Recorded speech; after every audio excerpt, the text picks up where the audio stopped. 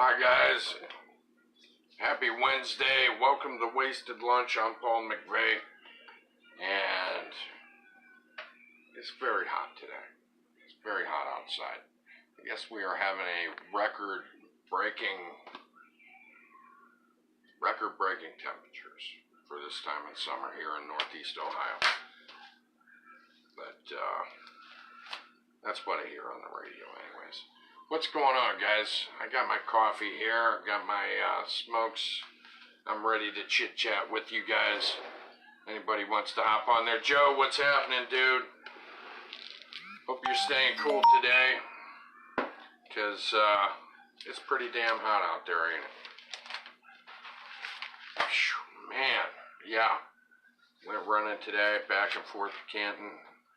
And that was around 8 o'clock this morning, and it was already hot. And I don't know what the temperature is now, but I'm sure it does not feel any cooler. But, wow. Man, it's just scorching out there. Scorching out there. And I'm not smart enough to go out. I'm not smart enough to drink cool stuff. Hello, Sean. Joe, what's up, bro? Not a whole lot. Like I said, I just got done, went to Canton, ended up seeing one of my sons off to his first day of school. I started late, and compared to other schools, it was his first day today, and saw him.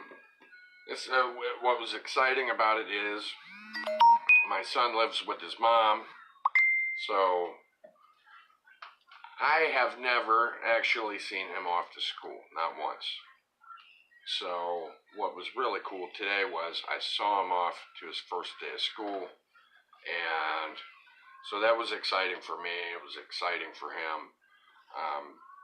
Glad I made myself get up. I usually wake up later than I did today. I usually go to bed very late, wake up, not super late, but usually wake up about 9:30. And, but today I made sure I got up early, got to my son's school, got to see him off for his first day of school. He was glad I showed up. I was glad I showed up, so that was really cool. Uh-oh, looks like, let's see, you're in the office, so you're good. Glad to hear that. Nice air conditioning. But yeah, it ain't no joke out there. Sean Stout's on here, he's saying hopefully it cools down. You know, here's the thing. Now, this is going to seem contradictory of me, and, you know, with a capital dick in there, but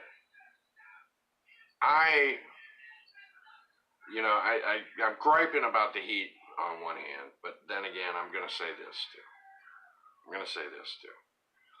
The longer fall is put off, the happier I'm going to be. Honestly, that's true. I really love the summer. It is my favorite season. So although I might gripe, might whine a little bit about the heat, in reality, I'm not really upset about it, you know, because I'd much rather have to be down to a t-shirt than having to, you know, wear bear skins and stuff to keep warm. I just, you know, our winters just seem to drag on so long. And a lot of the times there's not much of a transition between fall and winter. You know, fall usually seems quite short. At least the beautiful leaves and everything changing is very short. Looks like Mike Lent sent me a picture. I'm going to have to check that out. I can't check it out right this second, but I look forward to checking it out. But I think if I try and pull that picture up, it's going to block up my screen or something. But I'm going to check it out. Sean enjoys the fall. It's not too hot, not too cold. Perfect. Yeah, I mean, I don't want to be hating on the fall. I was born in the fall. So, but it's just that transition is so short. It seems like, the leaves are beautiful. Driving through Amish country in Ohio. That's one of the things we're blessed to have, are the rolling pastoral hills, and seeing those. I try to get out at least once every year when it's fall and the leaves are changing. I try and get the family out at least once, drive into Amish country, and enjoy those beautiful colors. I try to, and usually get to pull it off at least once, and I love those colors. But after those leaves fall and everything kind of turns into a mush, and boy, I make it sound terrible, don't I? Yeah, I just love summer that much. I love the green. I don't know, maybe, see, Sean said winter's pretty too. I like winter when there's snow. I know that's something a lot of people get, the snow is cumbersome and brings all kinds of new challenges. Dealing with the snow, shoveling the snow, slipping on it, driving through the snow. You might have heard me say before that personally I actually look forward to the challenge of driving in the winter. Yeah, that might sound strange. A lot of people hate it. No, I don't have a four-wheel drive vehicle. Okay. I don't have an all-wheel drive vehicle either. This year I've got front-wheel drive. That's what I had last year. So, and when I say I look forward to the challenge, I want you to understand I am not some extreme driving guy. Okay. I don't drive like an idiot in the wintertime. I don't drive like a lunatic. I'm very cautious, but I actually enjoyed the challenge of driving in the winter. I don't know. See, Sean, you're not a thunderstorm fan. Wow. Well, I'll tell you, as long as I'm inside, I actually like the sound of thunderstorms. Most of my family are actually fans of thunderstorms, but no, I don't want to be hit by lightning. I don't want to be out in the open in a thunderstorm, but for some reason there's something soothing about it to me. However, I have been in some rainstorms driving in them. I've been in a couple rainstorms that were so bad that were actually, I've driven in whiteout conditions with the snow, but I've driven in some rain that was just as bad too, to where the wipers could not keep up with the water hitting the windshield, and you couldn't see anything, and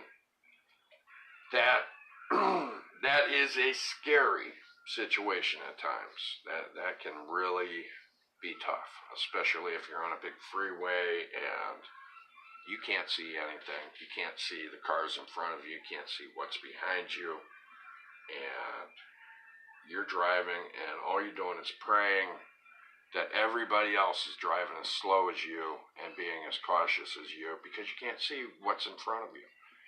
So you kind of crawl, because you don't want to fly up and hit somebody, because all you can see is just a foot or so of the road in front of you. I mean, those are bad conditions, and I've been in them a few times, and, of course, the best thing to do in that situation, if it's possible, is pull off the road and wait for that stuff to blow by.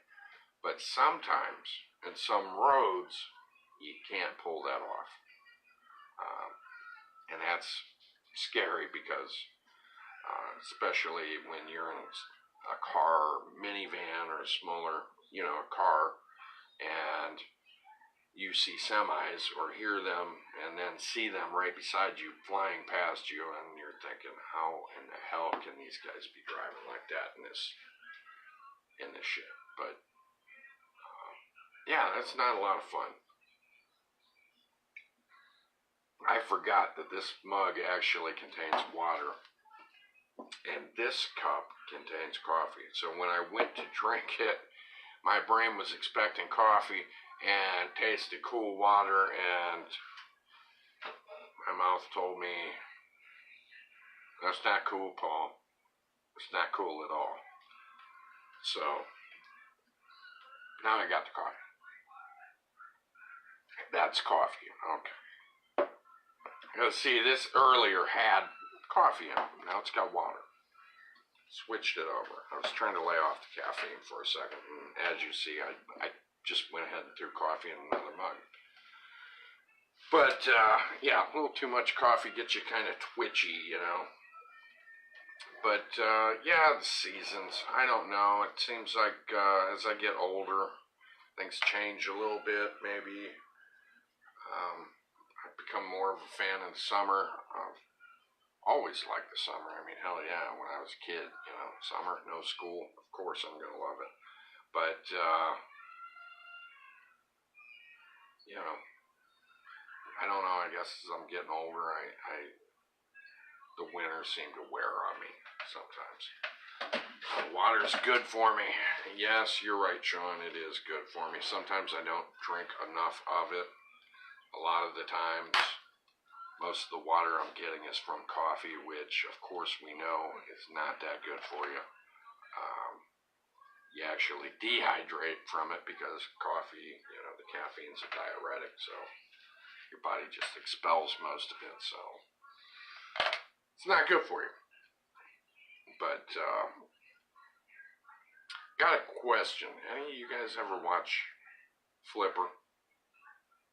Not the newer movie, or maybe the newer movie is the only thing you've seen was Flipper. You know, maybe just a newer one, because I guess they made a newer one. Disney did. And when I say newer, I'm not sure when exactly they made it.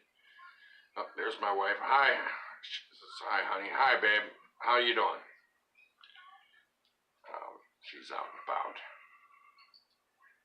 I'm just doing wasted lunch here a little bit early today. But I was starting to talk about Flipper. They remade it. They made a motion picture of it. Let's see, Sean thinks he's seen the movie. Now, you might have seen the newer movie. And when I say newer, like I said, I'm not sure. It might have been made in the 1990s. Might have been made in the 2000s. I'm not sure. Okay. You saw the one from the 90s. Okay. Well, here's the thing. Flipper was a TV show back in the 1960s, I think. And it was a TV show. But they rebroadcast that show when I was a kid in the 80s. Okay, they rebroadcast it, and, you know, so, you know, there were reruns of it when I was a kid, and I watched Flipper, you know. And the dolphin, you know, was trained and somehow seemed to understand everything these humans were talking about in the show. As a child, I loved the TV show. You know, very exciting stuff. Flipper was always saving the day, saving people's lives.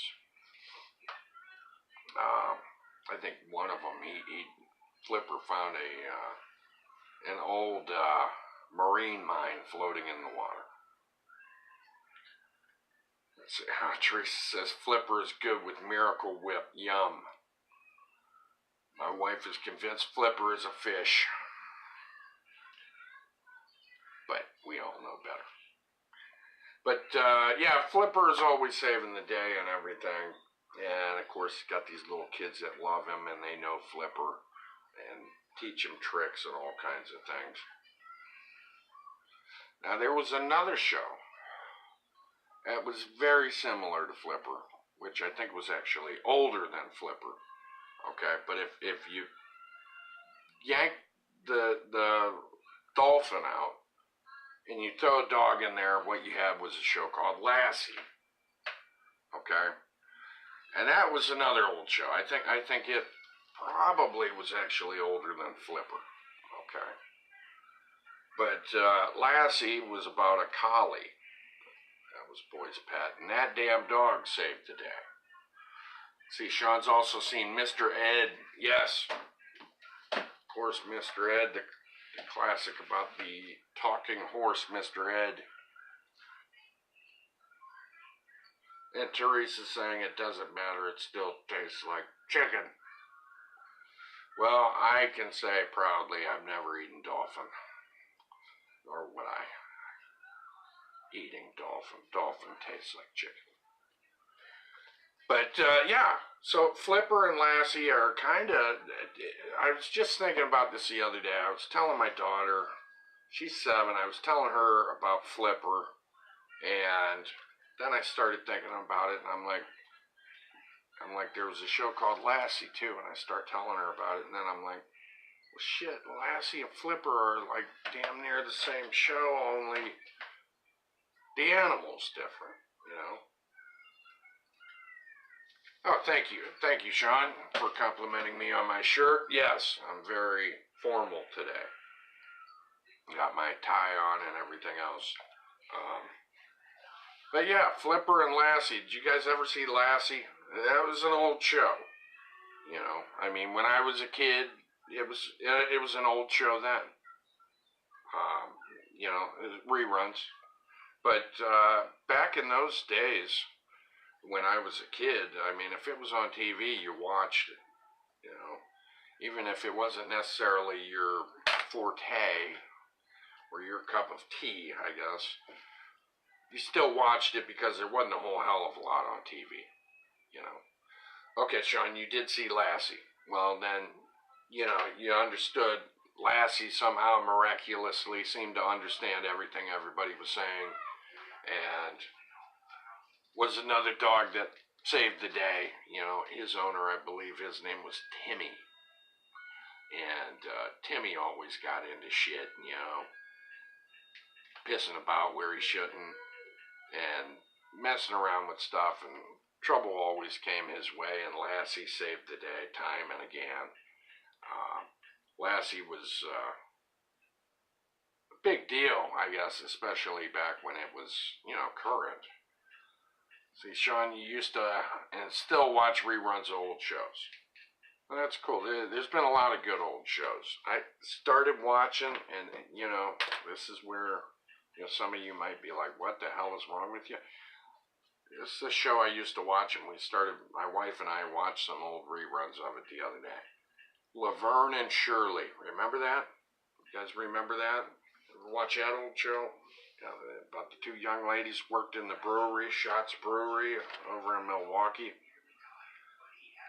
Yeah, well, we started watching some of those old shows there. And, yeah, that's a cool thing about them.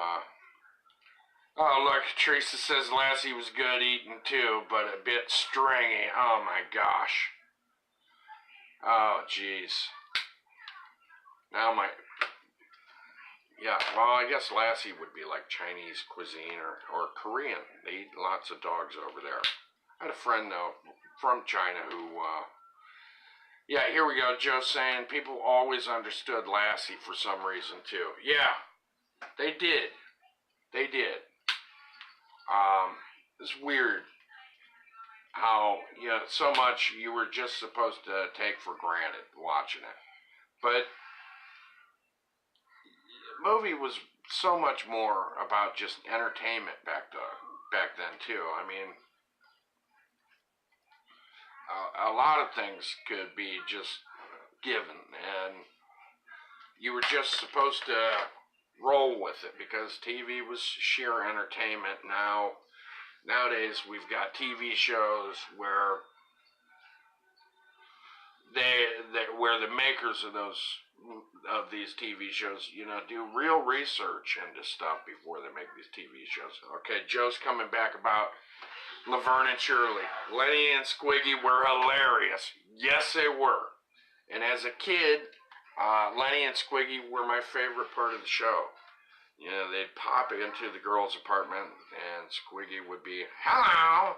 And as a kid, I would say that entering a room. I'd say, hello! You know, just try and do my best Squiggy impersonation. And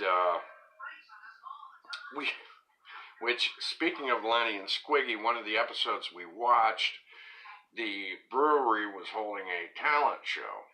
They were having they were going to have a talent show broadcasted, and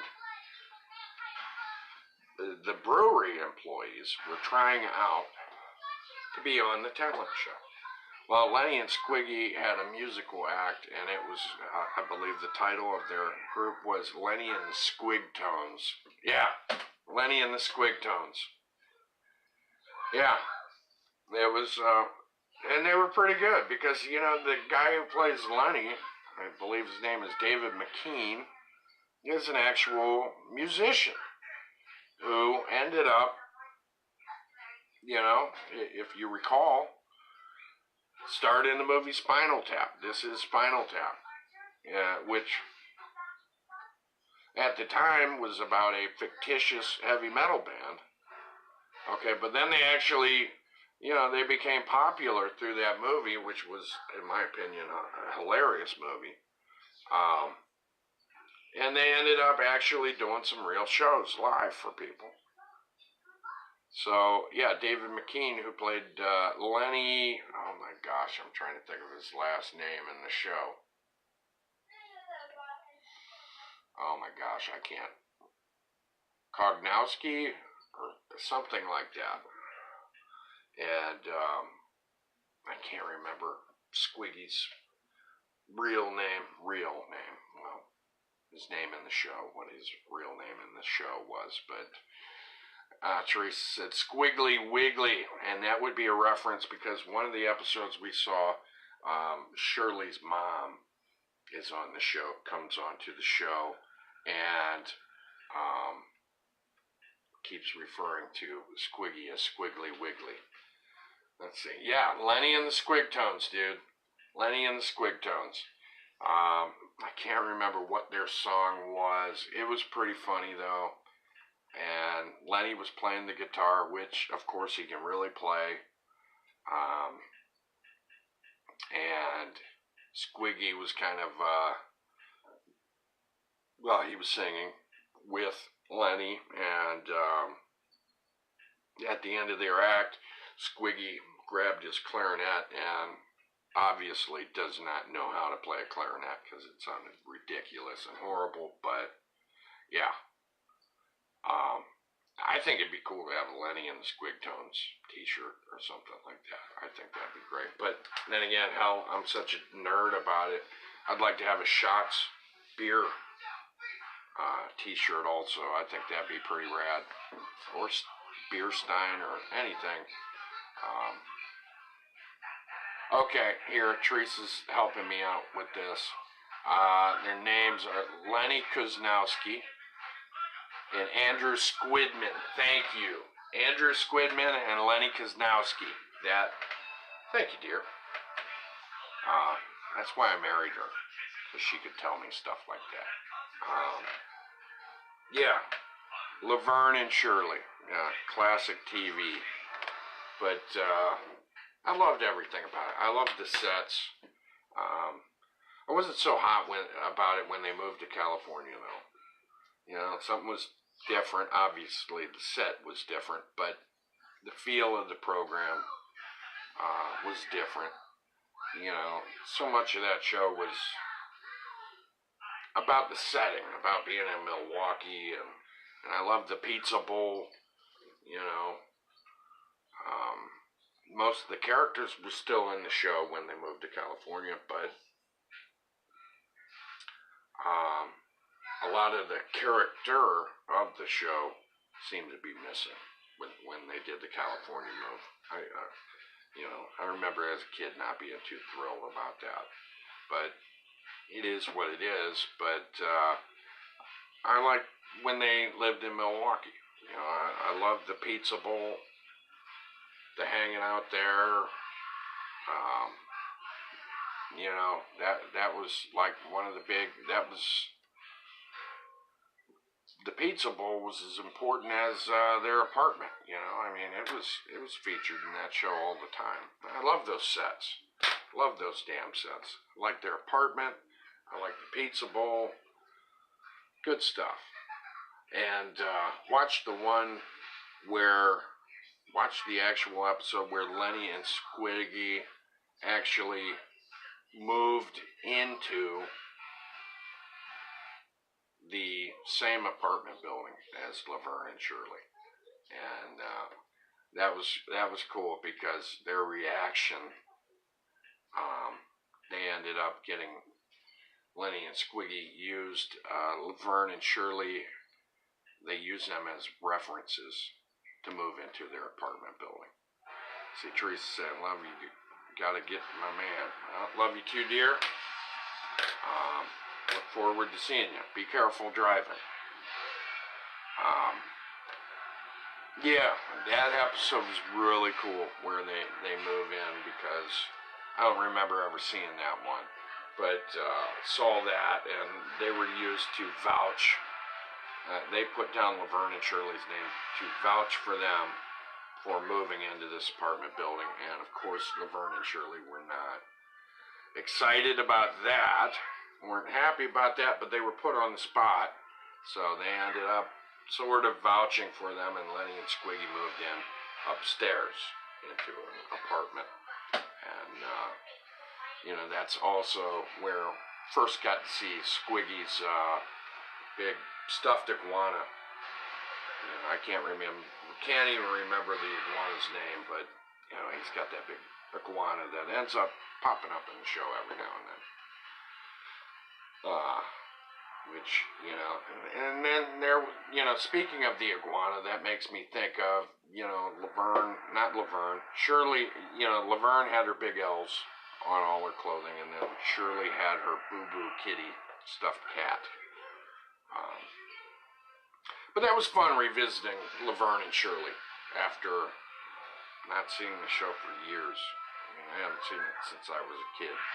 So it was a lot of fun revisiting it. Another show I want to watch that I have not seen in ages, which I don't know if you guys ever watched it, or, I'm sure you remember the title, is MASH. You guys remember MASH at all? Back in the days, Alan Alda in there, about the doctors and medical people in the Army during the Korean War. MASH, that was a classic show. Boy, and that was a hot TV show. I don't know how many seasons that ran. But, okay, Sean, you know of MASH then. That is one that I am thinking about revisiting there too, is MASH. Because I haven't seen it for ages. I remember when I was very young. Okay, you remember the movie too, yeah. I can honestly say that I have seen the movie more recently than I have the TV show. But even then, that wasn't recent. Okay? This was still years back that I saw the movie MASH. But I have not seen the TV show since maybe I was in junior high, or maybe even earlier. But my mom and dad, especially my mom, absolutely loved MASH. And when I was a young kid, my mom would be watching it. I didn't necessarily understand what was so funny about some of it. I understood some of the jokes and stuff, and the pranks that were pulled on people. But I didn't understand a lot of the humor that was being spoken. The dialogue humor, especially the smart mouth remarks that were being done while somebody was getting surgified, getting surgery done on them, and they're, got little sarcastic remarks and little cracks and jokes and things going on while they're doing the surgery, and there's blood on people's hands and on their gowns. And as a kid, until I was a little bit older, when I was younger and I saw it, I was like, what the hell is so funny? These people got blood on them. They've got knives and they're operating on somebody. I didn't get it until I got a little bit older. And so I wonder if I revisited MASH now, I'm in my 40s, if I revisited MASH at this age, would it be more enjoyable than when I was a kid? Okay. I wonder that a or, and then there's also the question, did MASH stand the test of time? Some TV shows become dated and less relevant and maybe less enjoyable than they were back in the days. But I wonder how MASH holds up, and I wonder if it would be funnier to me now, okay, because of, just some of the sick, dark humor in it. I know there was, and so I'm gonna look up some old episodes of MASH and check it out and see how I feel about it. But yeah, MASH was a huge one in my house growing up. I wasn't a big fan of it. I was younger and didn't watch it too much. My mom and older sister watched it, so I'm gonna have to check that one out. I'll tell you a TV show that I did watch when it was current, when it came out, which I was absolutely behind and thought was absolutely cool, and that was Miami Vice. Oh yeah, hell yeah, Miami Vice. That was a big deal. Okay, that show was a huge deal, and I did revisit that a few years back. I ended up getting the first season of Miami Vice on DVD. Okay, got that bad boy and started watching Miami Vice, and the second I started rewatching it, I'm like, well, hell yeah, this was a badass TV show. And still cool, because, every episode, it seemed like it was like a movie. It was such a big budget, and the gunfights and shit blowing up, drug deals going bad, and all kinds of ridiculous action. And Miami Vice, when it was current, the style of it was so seductive to, damn near everybody. Miami Vice was a big deal. It was hot. That show was hot. And, lots of people loved it. Sean's asking if I ever seen Blue Bloods. No, I have not. I must admit, I do not watch a lot of current TV, if that's a modern show, but I haven't seen it. But Miami Vice, man, oh my gosh, I remember as a kid, I had to get a suit for Easter time. My mom wanted us to have nice Easter clothing for church, and I got to pick my own suit, all right? And this was during the Miami Vice era, and I wanted to look like Crockett and Tubbs, and I picked this real light blue suit. I think I even had a pink tie, but that shit was all right. You know why it was all right? Because they wore that kind of stuff in Miami Vice. And Miami Vice was what was happening at the time. It was gigantic. So I was going for that Don Johnson, Miami Vice look. I'll admit it. But you know what? I was not alone. There were grown-ass men going for that look. And I was a kid. But there were lots of grown men, hell, in Ohio, dressing like they were down in Miami, because that show was just so popular. There were dudes going around with 5 o'clock shadows and stuff all the time, and trying to go for that look, and wearing the sleeveless undershirts, and kind of like these dress slack things, in these pastel colors. It was hell of a time in the 80s then. But yeah, Miami Vice, man, still a good show. I need to crack out them DVDs and start watching them again. Did you guys watch Miami Vice? And Sean, I might check out them Blue Bloods, but did you guys watch Miami Vice? Did you guys watch it at all? Oh my gosh. I mean, there was, man, and some of these gangs had, like, I mean, some heavy-duty weaponry, you know, I mean, fully automatic guns, hand grenades and shit. I mean, it was huge because, you know, Miami had a hell of a reputation, especially in the early 80s, because of the cocaine, all that cocaine that was coming through in the late 70s and early 80s had, in a way, kind of turned Miami, from what you've seen on TV, turned Miami into kind of a Wild West. I mean, things got pretty ridiculous crime-wise, violent crime-wise, really got out of hand down there for a while. And, of course, you have movies like Scarface, which captured that same feel and vibe of Miami and put it to film. And, you know, from what I've read in books, that Miami, you know, like the things that happened in Scarface were not unbelievable. Things like that were occurring in Miami around Dade County, or I think that's where it is in Florida.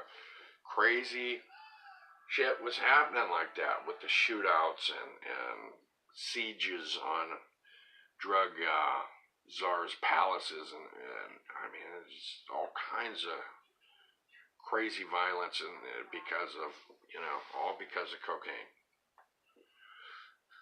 See, Sean's saying Miami's not the safest place. Yeah, here's the thing. I've never been to Miami before. It's a place I kind of would like to visit. Now, of course, I don't want to end up, you know, in some horrible area of Miami or in the middle of some giant gang fight thing or something like that, like you see in Miami Vice and Scarface. I don't want to see that part of Miami.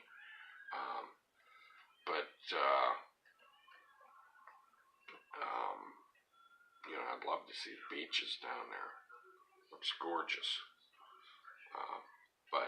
Miami Vice, man, that show, it was really good. But what was funny about that show was, what was his name? Sonny Crockett. I think that's his full name. Don Johnson's character.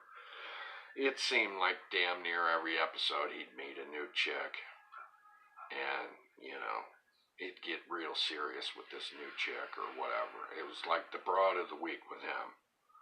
And, you know, things got hot and passionate, and all of a sudden they're getting super serious, and a lot of the times these ladies would end up getting killed.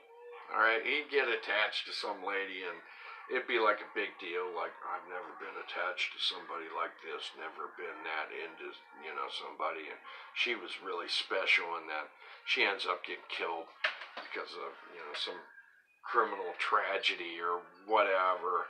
And it's like, come on, dude. You know, you've had how many girlfriends get blown up and shot, and it's like, you know, there'll be another one next week for you, because, you know, he was just Lance Romance. Of course, all the chicks wanted Crockett, which in real life they ended up wanting Don Johnson. Oh, jeez. Tell you, they were crazy about him back in the days. But, you know, so you had the chicks that dug him, and then you had the dudes that wanted to be like him. You know, I was a kid, so, you know, I'm seeing this guy, and it's like he's kicking ass and getting all the chicks, you know, hell yeah. I want to be like Crockett, you know. I want a super badass speedboat, you know, in Miami that goes really fast, and have my own pet alligator. Yeah, dude had a pet alligator that lived on his boat.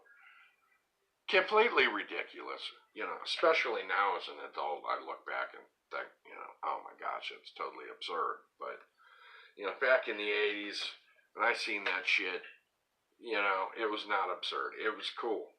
I wanted me a badass speedboat, you know, cool suits, um, guns, babes, and a pet alligator in my boat to go with it all. You know, and he had a badass car. Can't remember what model car that was. It's been a while since I watched it, but had a real slick ass car, little convertible that was fast as hell. And see, Sean saying, of course there are good safe areas for tourists. Well, that's what I want, Sean. Hold on one second, guys. I gotta holler. Helen! Helen! Turn the TV down. It's too loud. Can't hear myself, yet alone imagine you guys could hear me over whatever she's watching on TV. It's ridiculously loud. But yeah, that's. I want to see the nice part of Miami. You know, I don't need any of that excitement from Miami Vice. That's where I want that excitement to stay, on my TV screen, period. But yeah, if you guys have not watched the old Miami Vice show and wonder about it, I'm telling you, it's worth looking into. I've rewatched it. It was a few years ago I rewatched it, and I'm like, well, no wonder this show was a big deal, because it was still good. It was still entertaining. There was still lots of action, and it was like, it was from another era, but it held up well because the style was so slick that it didn't matter if that's what was in style right now, because Miami Vice just kind of never goes out of style, I guess. Sean's asking me, you don't want to see the people with machine guns and machetes. No, I don't want to see that shit. No. I would prefer not to see that. No, I'll pass on that. I'm talking more cruising down and seeing the beautiful Miami Beach there, and going in the water, seeing the neon lit, pastel colored buildings and that kind of stuff. That's what I want to see. You know, maybe hearing some Cuban music being played in the background and stuff like that. Going to some nice restaurants and stuff. That's the Miami I want to see. Not the Miami Vice one. Let's see. Maybe they're friendly. Well, you know what? If somebody's got a machine gun or machete on them, I'm not really going to want to find out if they're carrying a machine gun or machete for friendly purposes. But, yeah. You know, yeah, I've read lots of books about Florida, South Florida, back in those days, in the 80s and the late 70s, and, you know, there were all kinds of bad things just popping up, you know, rival gangs and drug dealers and stuff, you know, shooting it out, sometimes right in public, sometimes right in broad daylight. You know, it was a shootout at a shopping center that made a really big deal in the news, and really made people aware of just how bad shit was down there. Sean saying, I'm sure they attend Mass. Yeah, maybe some of them do attend Mass, do, you know, maybe a little confession about, you know, I had to kill 3 people this week. No, I would hope that Miami is not, you know, like it was then. I mean, I don't, you know, I'm just saying from what I've read back when the cocaine industry was new and hot in Florida, South Florida. I don't know if it still is, but back then it was, and it was a major problem. there's a lot of drugs coming in through South Florida. And let's see, Sean doesn't think it's as bad as Los Angeles. Maybe not. I just know back in the days it was really bad. From what, read a lot of true stories about Miami back then. Because, I have, I'm interested in true crime, reading about true crime. That's one of the topics I read about sometimes. I haven't been lately because I've been trying to read more positive books, more happy books. So I've been staying away from the true crime lately for a while now because, I've just wanted to stay on a positive note in my life, and it's not really going to help me stay positive reading about true crime. So I've been shying away from that lately. Although I have lots of books about true crime that I have not read yet. I am not one of those people who buys books and immediately reads the book they buy. Because most of the time when I buy books, they're from a thrift store or a used place, and I end up buying a few books at a time. So I will buy stuff that I will see myself reading sometime in the future, but not necessarily the second I get home. So I have many books I have not read yet.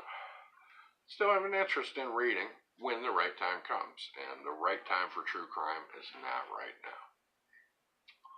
So, because I've been trying to stay up on the upbeat. So, yeah, I've never been to Los Angeles either, Sean. One of the places I would think would be having troubles now would be some of the border towns in the U.S. Because all the drugs coming in from Mexico, I would think some of those cities are having troubles with crime. I don't know.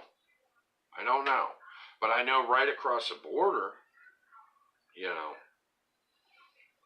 a lot of these cities in Mexico have been really bad. The last, 5-6 years or whatever since they started their war on drugs down in Mexico, and things, got really bad.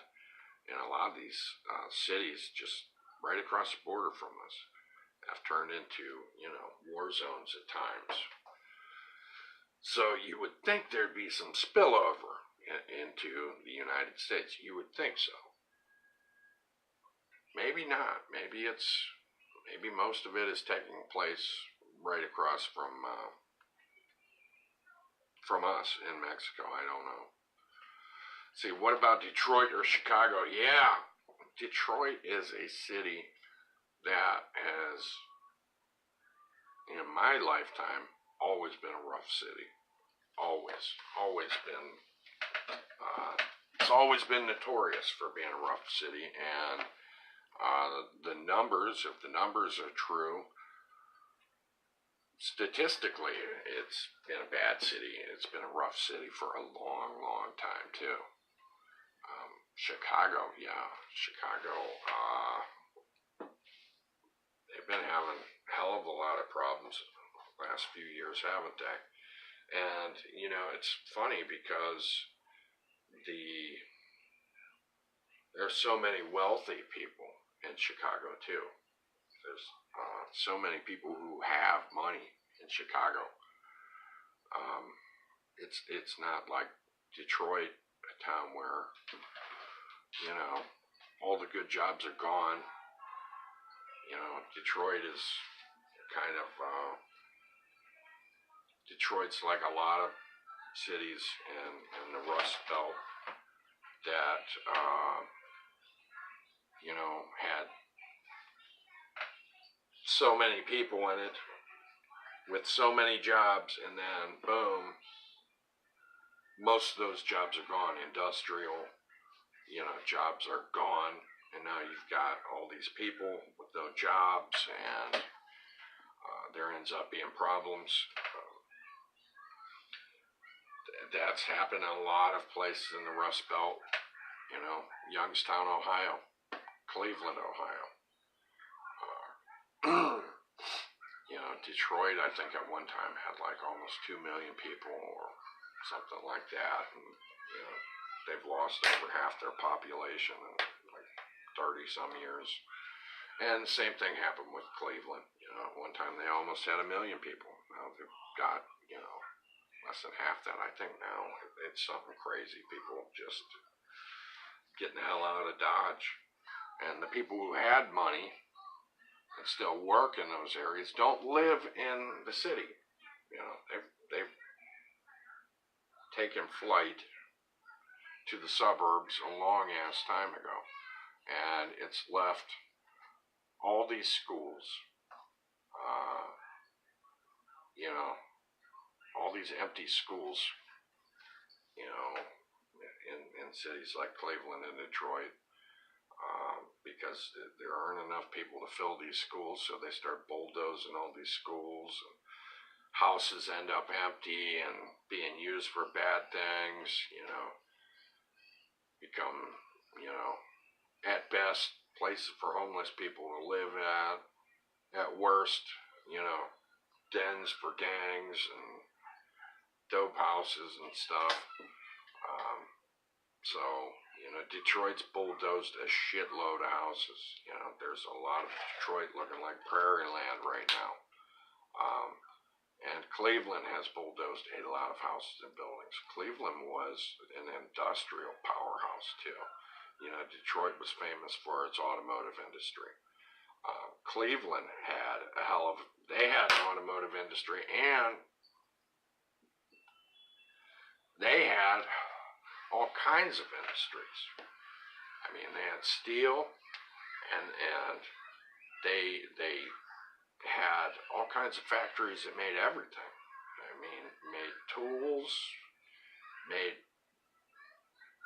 you know, I mean, they had places that made the steel, and then the steel was being used to be, you know, turned into automotives or heavy machinery and stuff. And in Cleveland, there were all kinds of factories making all that shit. It's a very diversified industrial scene in Cleveland. I mean, it was a town where everything was made. Every different type of thing was made in Cleveland. So, but then they, you know, lost a lot of their industry, and a lot of people were, you know,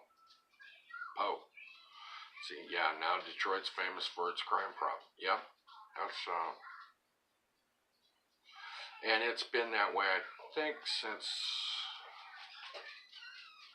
the 70s, late 70s maybe. That's been, you know, yeah, one of the things they're known for is for being just crime-ridden. How's my husband was? Oh, hello, my wife's here. How you doing, honey? I'm good. How are you? Good. Sorry it took me so long to go see my man. Yeah. Who's that? Your pops? You dork. Oh, me? I thought that's the man you were talking about. Yes, I was being silly when I said I had to go. I was already at. But yeah, all we can do, you know, all I do is hope that someday these cities will, you know, I mean, now they've really have to diversify to keep healthy, you know, cities like Cleveland and Detroit. And, yeah, my sister went to Chicago a few years back, and she went there for her job, went to, I don't know, some kind of workshops, lectures, or some shit over in Chicago. And, you know, she saw the other side of Chicago, not the crime-ridden, you know, gang-infested, terrible parts of it, but she saw the upper crust and how many people with big money live in Chicago, you know, and she saw the prices on things being high, and, you know, she saw the upper crust part of Chicago. But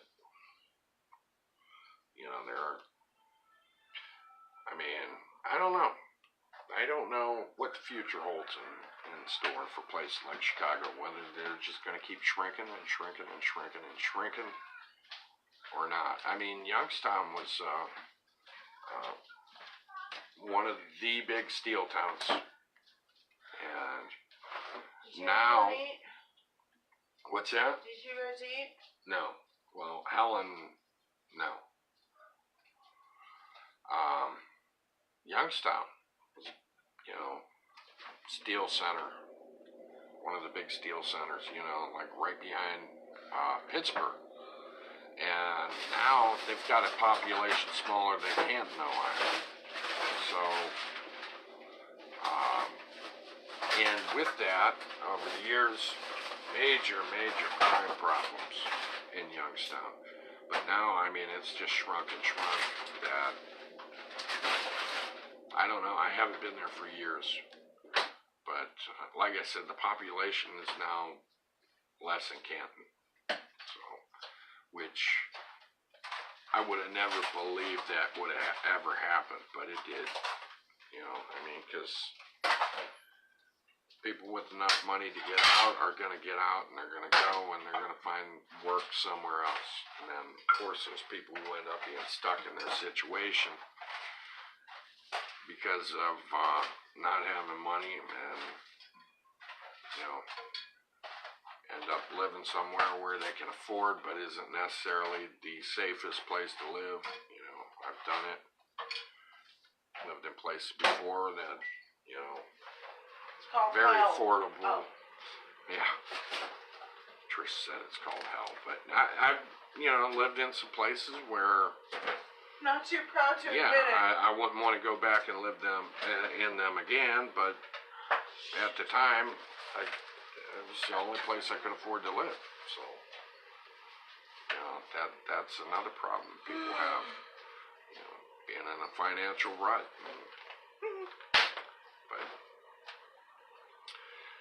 But yeah, I just hope things will turn back around, and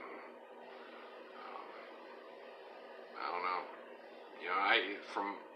And then we're in Ohio, so it seems like Columbus doing well. Columbus, Ohio's been doing pretty damn good for a while now. Let's move to Columbus. I don't want to live in Columbus. Too you flat. said they were doing well, good. Columbus is doing good, but it's too flat. I wouldn't want to live in Columbus. But everybody loves you.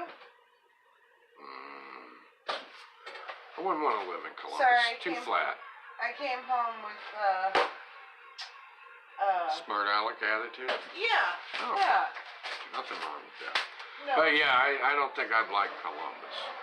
Now, Cincinnati, I like Cincinnati with the hills. I didn't like Cincinnati. You don't like Cincinnati? No. But Cincinnati, I mean, every big city's going to have You don't like Alfredo either, do you? No. Every big city's going to have their rough parts.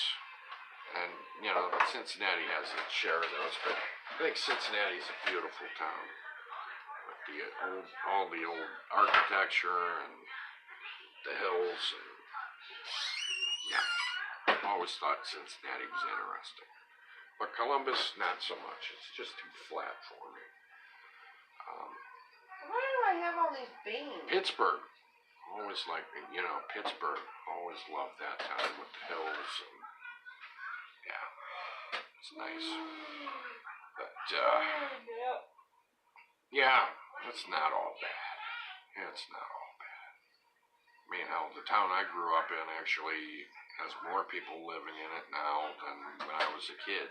Massillon's population has gone up. It was a lot lower there for a while. And, it's not a big town by all means, but, had like 32,000 some. But it was, I think a lot of people in Massillon, live in Massillon, but they don't work in Massillon. A lot of people they like living in Massillon, they like the town, but doesn't have the jobs they want, but they're willing to commute. Because in the grand scheme of things, let's say you got to drive to Canton, let's say you got to drive to Belden Village or wherever to have a job. 20 here, 20 there. It's 20 minutes. 20 minutes isn't anything. I mean, people who live in LA. Yep. And, the bigger cities, those people are driving half an hour to where they got to work. Hour. Or more, yeah. New so York. 20 minutes is not a big deal. So I think that's how. You want to talk about commuting? I think York. that's. A lot of people can't commuting in New live York. Downtown, Right. but they have good jobs. Yeah, and they well, live in New York suburbs. City. Hour and a half. Yeah, well, New York City, they also got a lot more public transportation too. That helps with New York, But we don't have so Yeah, much it's of not that. you were watching Land Before Time. Yeah, so Massillon's a nice town. It's a good town. I had a lot of fun growing up there. Not a big city, but not the tiniest town either. But I think I'm gonna wrap up, guys. Wrap up the show and I'm gonna hop off of here. My wife just brought me some lunch. It's time for me to actually have my lunch. So I'm gonna have to be getting off of here. Thanks for watching, especially, thanks for tuning in. And guys, thanks for hopping in and talking and commenting and going back and forth. I always Do you want some enjoy of this? that. No, thank you. But I got some food in front of me, so I better get to it. Thank you, Sean. I will do my best to have a good day, and I'm going to wish you a good day also as well. And anyone else who watched, hope you have a great day. Thanks for tuning in. Take care of yourselves. Be careful out there. Stay safe, and God bless. All right, I'll see you later. Bye. Bye.